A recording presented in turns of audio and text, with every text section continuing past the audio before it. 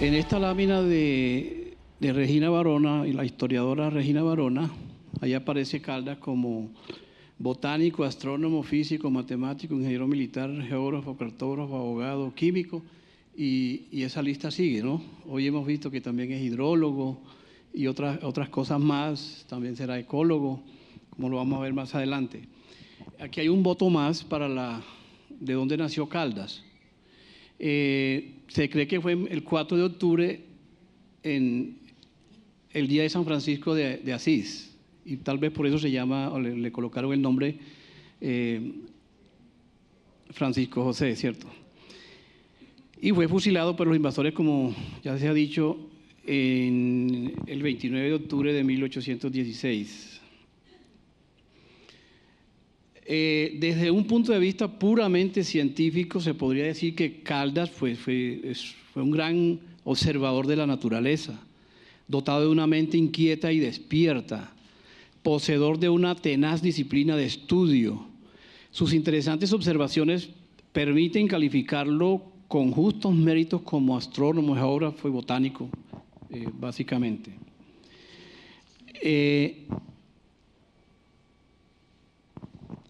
¿Cuáles han sido desde el punto de vista de la botánica los principales aportes de Francisco José de Caldas?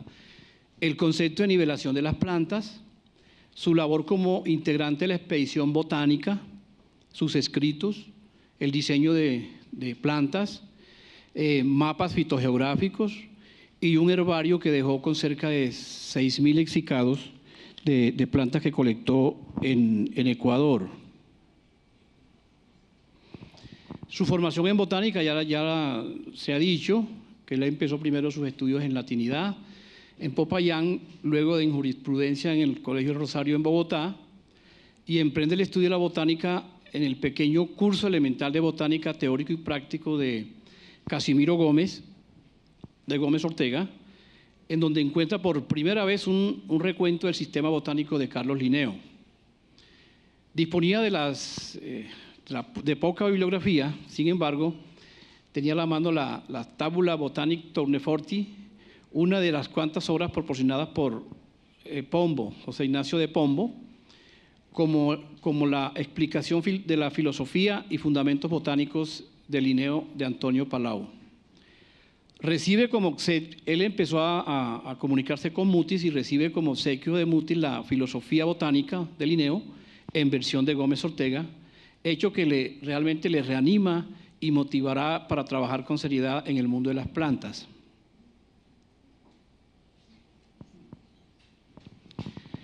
Su relación con José Celestino Mutis. Desde el 21 de junio de 1802, Caldas entró a formar parte de la expedición botánica como agregado en calidad de meritorio de una nómina de nueve científicos adscritos a la expedición botánica del Nuevo Reino de Granada. ¿Cuál fue su primera tarea? Explorar los territorios de la audiencia con miras a elaborar un herbario del lugar y en especial uno sobre las nuevas especies del árbol de quina que pudiera encontrar en Ecuador. Su aparición en la expedición está ligada inicialmente a sus trabajos realizados en la zona quiteña y precisamente sobre las especies de quina, que era algo que le interesaba mucho a Mutis. Se podría interpretar este intento como la manera de extender a otras regiones el estudio de las ciencias útiles y como reflejo del interés por lograr a través de la expedición un conocimiento sobre las bondades del añil y de las diferentes especies de quina existentes, que sabemos que la expedición botánica tenía realmente un interés económico también, ¿cierto? Digamos que luego vamos a tratar el tema de la geografía de las plantas y la nivelación de las plantas. Su objetivo era determinar las zonas cultivables del país, que sería otra profesión que habría que también abonarle, la agronomía. Él se interesó mucho en el tema agronómico. Determinar las zonas cultivables del país, investigar los bosques y llanuras herbáceas, detectar los productos útiles y valorar los productos de nuestra agricultura. A esto se le añade también las inquietudes sobre la nivelación de las plantas, las cuales habían surgido a través de las observaciones realizadas durante los viajes y particularmente durante los ascensos a los páramos, así como de su interés por establecer mediciones barométricas. Esta mañana alguien preguntaba cuál era su interés, ¿cierto? Él era un gran observador, entonces él veía cómo cambiaba la vegetación con la altitud. La combinación de estos dos puntos de interés le condujeron directamente al planteamiento de la nivelación. De este trabajo se alcanzaron a levantar 9 perfiles andinos, la mayoría orientados hacia la ubicación altitudinal de las especies útiles, siempre haciendo énfasis en ello. La nivelación de las plantas realmente es un antecedente interesante en la geografía de las plantas de Humboldt, pero no equivale exactamente a la geobotánica. Caldas no pretendía competir con Humboldt en este aspecto y de hecho había aducido antes del viaje de a la Nueva Granada la correlación entre la altitud y la distribución de las especies. La concepción de Caldas era diferente y estaba orientada más hacia las plantas útiles, en tanto que la de Humboldt cubría la totalidad de los vegetales.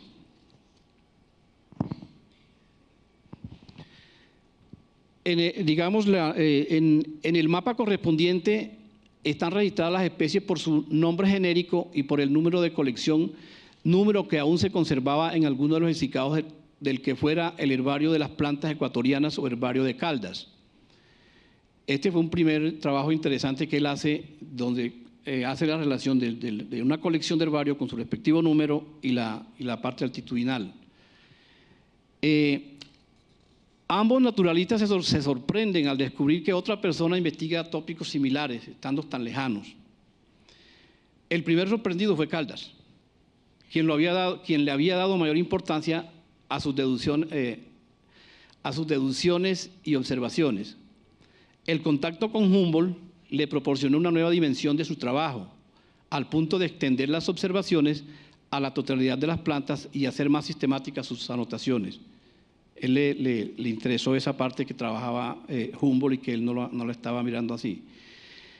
En el levantamiento de la Imbabura, anota cuidadosamente la ubicación de cada una de las especies y herboriza material testigo que guarda cuidadosamente numerado en sus herbarios.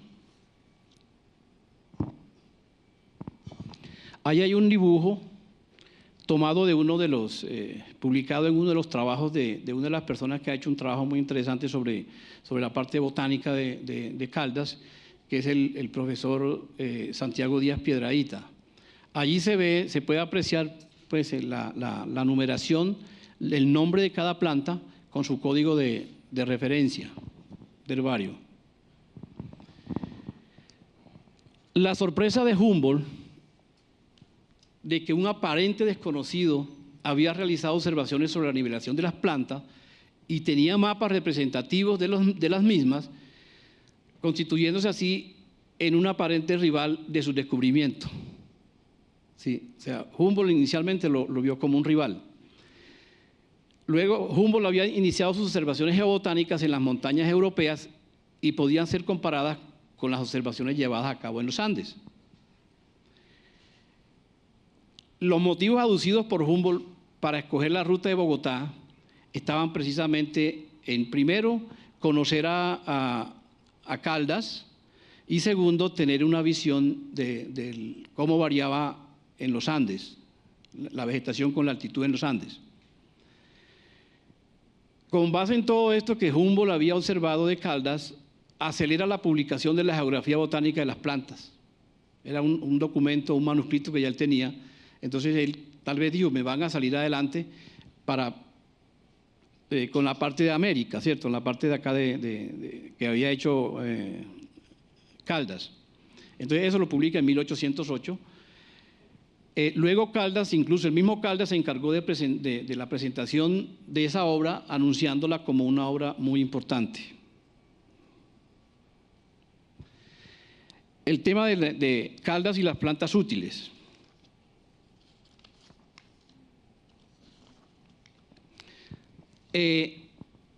Primero, Caldas trata alrededor del trigo.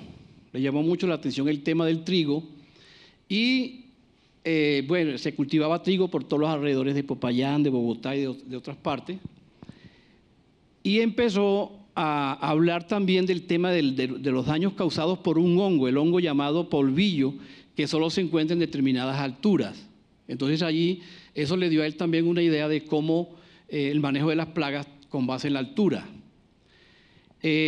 Luego toma el tema de las musáceas, o sea, el de los plátanos, el de los bananos, y también se va dando cuenta cómo va cambiando la distribución del plátano, de que, digamos, de cierta altitud hacia abajo, y dice, y encuentra que el límite es el mar, el caso del banano.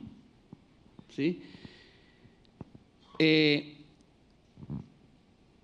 La tarea actual en ese caso de su estudio es amplia y él decía, se necesita la ayuda de muchas personas para hacer esta tarea. Decía, por lo pronto hay que empezar con la nivelación de todas las plantas, o sea, siguiéndole el ejemplo a Humboldt. Y entrega un escrito como un ensayo muy completo, pero llamando la atención a que era una tarea que iba a llevar a convocar a mucha gente. Agrega una tabla de alturas con unos 34 puntos, empezando en la ciudad de Quito, y una lámina que representa un perfil del terreno a partir del nivel del mar sobre la línea Bogotá-Quito. El perfil muestra los valles profundos del Magdalena y del Patía y los valles altos de Chota y Guayambamba en Ecuador. Se indica en él la situación geográfica de los lugares más importantes como Popayán, Ibarra y Otávalo. Ahí tenemos, él mencionó, hizo énfasis en 9 especies útiles, comestibles. Ahí están la cebada, el trigo, el plátano, el banano, el cacao, la caña de azúcar, la yuca, la papa y el maíz. Dice que 3 líneas señalan las zonas de cultivo del trigo, sobre el que más hizo énfasis. La una, la inferior, la otra, la superior, la tercera, la línea media. Al margen se indican las zonas para el plátano, la caña de azúcar, el cacao, el maíz, la papa y la cebada. Y su dibujo está dedicado a Mutis y a Pombo. En Bogotá les parecía más importante el estudio de los detalles botánicos que esta clase de divisiones generales y sus conclusiones. El viaje de Caldas de Popayán a Quito publica la memoria sobre la nivelación de las plantas que se cultivaban en la vecindad del Ecuador, que formó y remitió en 1802 al señor Mutis, a quien le dedica. Esta obra contenía importantes observaciones aplicables a diversos cultivos y con especial al del trigo. La geografía de las plantas del Virreinato de Santa Fe y su carta botánica con perfiles de las varias ramificaciones de los Andes en la extensión de 9 grados de latitud que diesen a conocer la altura en que vegeta cada planta, el clima que necesita para vivir y el que mejor conviene a su desarrollo. Otro tema, Caldas y los principios básicos o conceptos generales de ecología. Hay una obra, la obra que él llama el influjo del clima sobre los seres vivos, en 1808. Es la base para él plantear los principios, los conceptos generales de ecología. Realmente podríamos decir que Caldas es el verdadero precursor de la ecología en nuestro medio.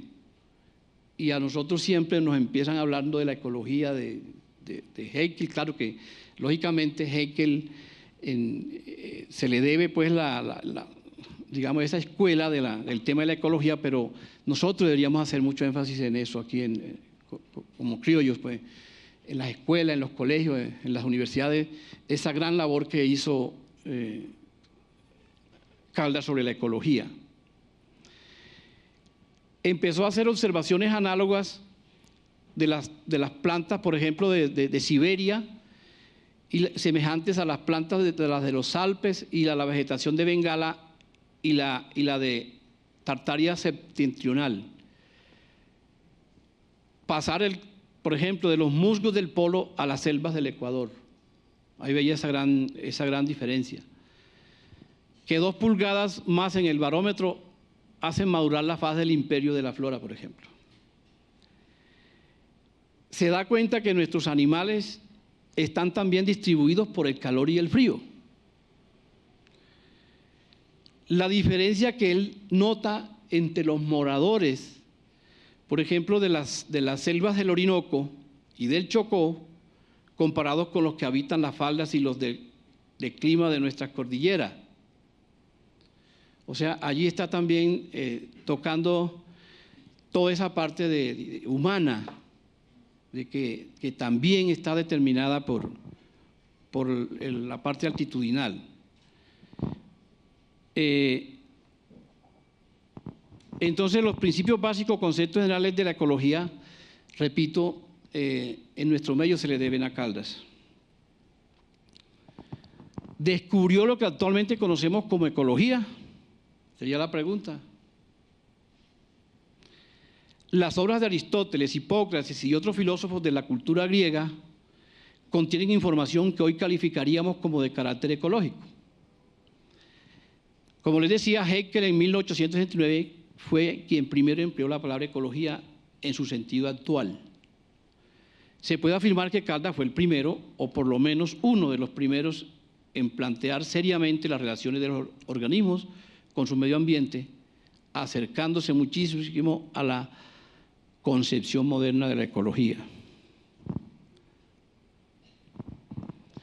La chinchografía y la quinología. Como decíamos, algo lo que le importaba, lo que más le interesaba a Mutis, y fue una de las, ¿por qué llamó a Caldas? Era por el conocimiento que ya él tenía sobre las quinas. Era un propósito de Mutis, fue el propósito de Mutis al ser adjunto de la expedición botánica a Caldas durante su residencia en Ecuador, para que, por haber realizado observaciones de primera mano en relación con las quinas y particularmente con las de Loja. Los primeros resultados de esta tarea fue la chinchografía o geografía de los árboles de quina, que ya había empezado Caldas.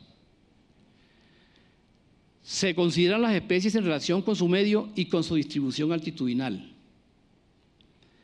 Había que resolver una serie de interrogantes relativos a sus lugares de desarrollo espontáneo y a las zonas aptas para introducir o fomentar su cultivo. Este era lo que más le interesaba a Mutis, porque la idea era, al futuro, era cultivar las quinas. Siguieron otros trabajos más complejos como el caso del reconocimiento de las quinas del nuevo Reino de Granada y de Quito, los lugares óptimos para el cultivo y la memoria sobre el estado de las quinas en general y en particular sobre las de Loja, que ya tenían renombre. Pero realmente era Caldas era el único en haber visitado en casi su totalidad las áreas de crecimiento y cultivo de las especies de quina. Ya cuando estaba en Bogotá, se cuidó de que se ilustraran o concluyeran las que hacían falta dentro de los materiales de la expedición. Era lo que más le interesaba a él, sus quinas, las colecciones que había hecho de las quinas. Sobre las quinas, Mutis nunca concluyó su tratado de quinología.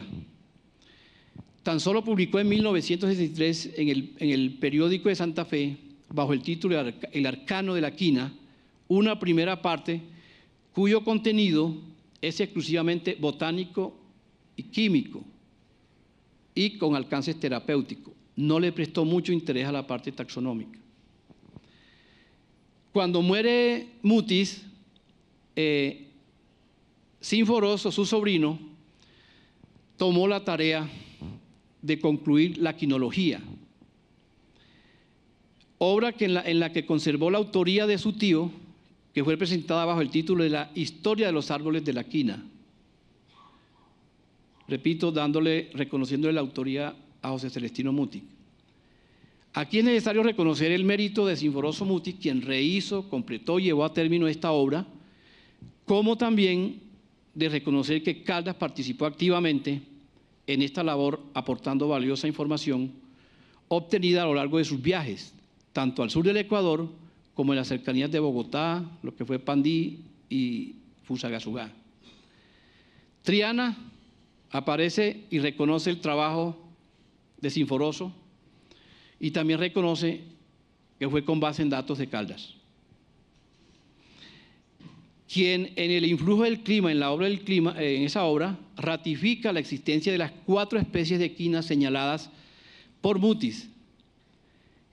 Caldas tenía razón en cuanto al número de especies y a la variación de las mismas, como la tuvo Mutis refiriéndose al género Cinchona.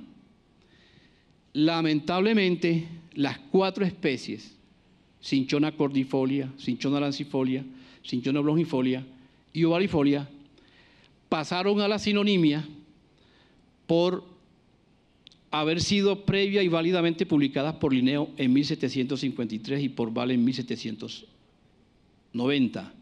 Como les decía, le dieron poca importancia a la parte taxonómica de las quinas. Para los que no conocen una quina, estas son unas imágenes de las láminas de la expedición botánica de las 4 especies mencionadas. Las quinas son de la familia del café, de la familia de las rubiáceas. Aquí están la oblongifolia y la ovalifolia. Hablemos del desencanto y la reestructuración de labores de Caldas. Las aspiraciones de Caldas, con toda la amistad que había hecho con Mutis, estaban centradas en la botánica, pero con un desencanto de que cuando Mutis no lo llama ni siquiera a reemplazar la vacante de SEA. Designó más bien como sucesor en el ramo de la botánica a su sobrino Sinforoso. Esta acción o este gesto agravó la situación que ya venía de deterioro de la amistad que había iniciado y mantenido con Caldas, entre Mutis y Caldas. Entonces, Caldas, como un poco ofendido, empezó a hacer algunas críticas después de la muerte de Mutis. Básicamente las críticas como diciendo, bueno, las lagunas y vacíos en la flora de Bogotá, no hay derecho. Que el tratado de la quina no concluido sino en la parte médica. Que las descripciones de estas plantas tan importantes en unos borradores miserables. Entonces al respecto comenta Caldas: nada pido contra don Sinforoso Mutis. Yo no quiero elevar mi fortuna sobre las ruinas de otro. Su tío lo puso al frente de la expedición. Él sabrá cómo. Yo quedo satisfecho con que se pongan mis colecciones de Quito bajo mi dirección y que yo solo sea el dueño de organizarlas. Él seguía con el interés de sus colecciones de quina. La actitud de Caldas en septiembre de 1808 que era llena de amarguras y frustraciones, cambia en 1810, cuando ya calmados los ánimos, se continúan los trabajos de la expedición y se pretende con muy buen criterio publicar resultados así sean parciales. En el seminario entonces se dan luz varias notas en las que se explican el estado de los trabajos y los planes hacia el futuro. Se publican los primeros géneros de la flora de Bogotá y las colecciones de Caldas provenientes de Ecuador. El 25 de febrero de 1810, Caldas explica con detenimiento en el semanario cómo Sinforoso Mutis ha asumido su papel de nuevo, director y responsable de la parte botánica de la expedición, y se ha responsabilizado de la conclusión de la obra póstuma de su tío, a la que ha dado el título de Historia de los árboles de quina, o sea, le sirvió el regaño. Tanto Caldas como Sinforoso intentaron corregir la falta de producción escrita y trataron en la medida de sus posibilidades de validar géneros y especies. De los géneros descritos por Caldas, que también se descuidó en la parte taxonómica, en el semanario durante 1810 solo quedó uno, el Uyucus, que fue el único que quedó como testigo permanente de la actitud botánica del prócer payanés. El uyuco es un tubérculo, que no sé si por acá no es muy conocido, sino en la parte del altiplano cundiboyacense y en la región del Cauca, parecido como a la papa. Él había propuesto unos géneros Consuegria y Pombea. Consuegria dedicado al segundo apellido de Sinforoso y el otro a Pombo, pero esos pasaron a la categoría de incerticedi, o sea, nombres inciertos. Y el género Amaria, que había propuesto Sinforoso, pasó a ser sinónimo del género Bauhinia, porque también estaba el problema de que ponían nombres y no decían a qué familia lo asignaban. Esa fue también una de las razones.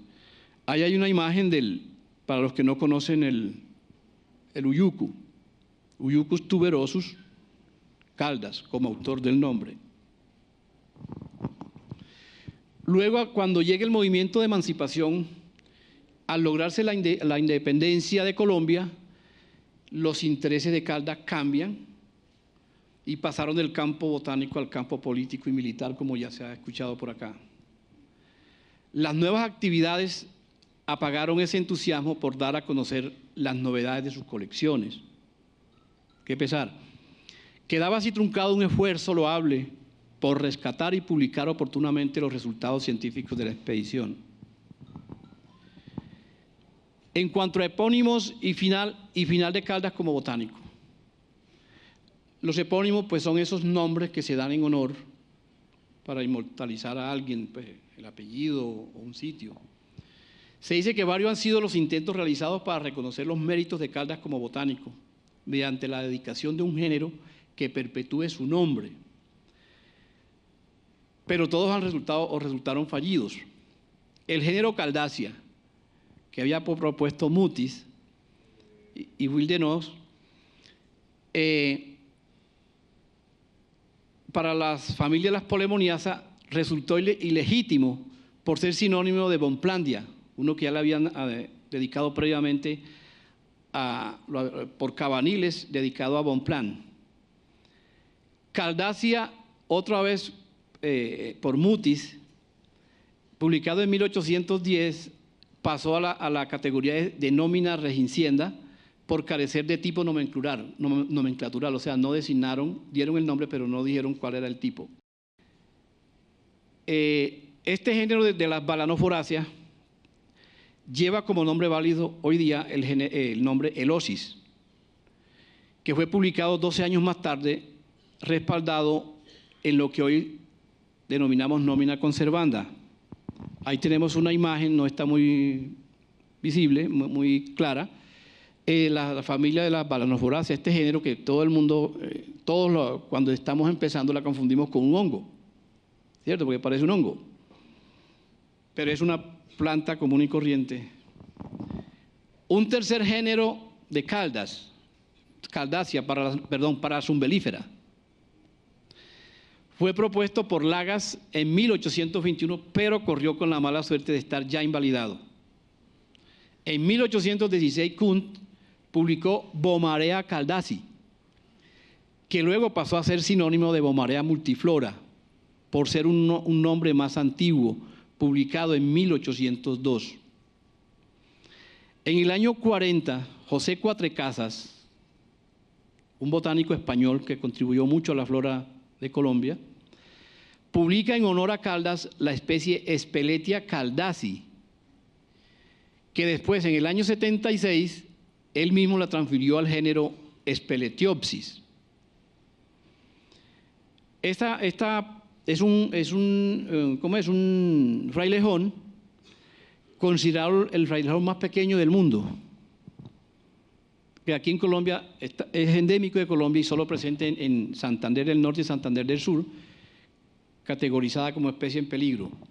Esta es una imagen de Bomarea caldaci, pero este nombre es sinónimo de Bomarea multiflora. Son de la familia de las Alstroemeriaceae, a las que pertenecen algunas plantas, muchas plantas ornamentales. La imagen es cortesía de un colega, Fernando Alzate, un biólogo que trabaja este género en la actualidad. Y esta es la imagen del frailejón más pequeño del mundo dedicado a Caldas. Pueden verle la relación con los dedos de la mano, el tamaño de ese frailejón. En 1944, Cuatrecasas insiste en un deseo de seguir haciendo justicia al naturalista, propone el género Neocaldacia, con tan mala fortuna que escogió para sus propósitos una especie que pertenecía al género Gongilolepis, invalidándose así el nombre Neocaldacia. Pero en 1951 logró dedicarle una especie cuyo nombre aún sigue válido, Licania caldaciana, de la Schizobalanaceae. Finalmente, el mismo Cuatrecasas en 1968 logró perpetuar su nombre en un género, esta vez Floscaldacia, para un género de la familia de las Asteráceas. Las familias de las Asteráceas son las compuestas o la familia de los girasoles. Revisando algunos epónimos, o lo que más pudimos, encontramos unos 12 epónimos dedicados a Caldas, los válidos y los inválidos, y también un hongo. El último es un hongo, Puccinia caldaci, que fue publicado relativamente hace poco por dos personajes de aquí de la Universidad Nacional, Salazar y Buriticá, una especie de hongo del grupo de las royas. El boletín del Instituto de Ciencias Naturales de la Universidad Nacional, que el instituto ha sido, la institución que ha continuado pues, tradicionalmente con la labor de la expedición botánica, de acopiar el inventario de la flora de Colombia. En el año 40 coloca el nombre a esa revista, la revista Caldacia. Y en el año 86, cuando cumplió el instituto los 50 años, que se selló el ejemplar número 300.000, también se le dio el honor en ese acto escoger una colección hecha por Caldas en las faldas de la Imbubara. Esta es una imagen pues, de la revista Caldacia en el año 41, cuando en primer artículo dice ahí, dice aquí, aniversario de la muerte de Caldas, una nota que escribió Dugán en el año 41. Bueno, y termino leyendo lo que escribió Santiago Díaz en su artículo que escribió sobre Caldas y la botánica. Dice, han sido los anteriores no simples convencionalismos para bautizar plantas o revistas, sino verdaderos homenajes para hacer justicia a un buen naturalista, un destacado botánico y un excelente observador de la naturaleza que aportó nuevos conocimientos, quizás sin valorar la importancia de sus contribuciones. Su actitud como botánico, abandonada del todo en 1810, tan solo cubrió cerca de 10 años. Aparte de sus escritos del herbario de plantas ecuatorianas y de cuidadosas observaciones sobre las quinas, a él se debe en buena parte la reorganización de las colecciones, herbarios, íconos, etcétera, de la Casa de la Botánica, la elaboración de muchas láminas de plantas y el empeño por dar a conocer las novedades y descubrimientos de la expedición. Si Caldas hubiese sido tan solo un botánico, si no se hubiera desempeñado con éxito en otros campos del saber o de la actividad política, sus aportes en la ciencia amable de las plantas habrían sido suficientes para ganarse un lugar destacado en la historia de nuestro país y en particular en el de su desarrollo científico. Muchas gracias al doctor Álvaro Cogollo por esta reseña del Caldas botánico. Hay algunas preguntas. ¿Se cultiva actualmente la quina? ¿Para qué se usaba en tiempos de Caldas? La quina no se cultiva, actualmente no se cultiva. La quina fue usada tradicionalmente para enfermedades tipo malaria, que la corteza era lo que más era donde estaba concentrado el alcaloide, pero realmente no se cultiva. Otra pregunta. ¿Consideraba Caldas el tabaco como una planta útil? Y si no ese es el caso, ¿hay alguna razón para ello? Bueno, no encontré que él mencionara el tabaco, no sé si en otra parte lo mencione, pero él hizo más énfasis, fue como en las plantas comestibles. En todo lo que pude, vea las 9 plantas que les mencioné allí, que les mostramos, todas son comestibles. No tengo conocimiento que se haya dedicado al tema del tabaco. Una última pregunta. ¿Desarrolló Caldas un método de estudio propio o su gran virtud fue la observación? Es decir, un hermoso hiperactivo de la época. Bueno, se basó más que todo en la observación y él siguió ya digamos, la metodología que había en el momento para el tema de la arborización, para las ilustraciones. Siguió lo que ya existía, pero su gran don fue la observación. Gracias.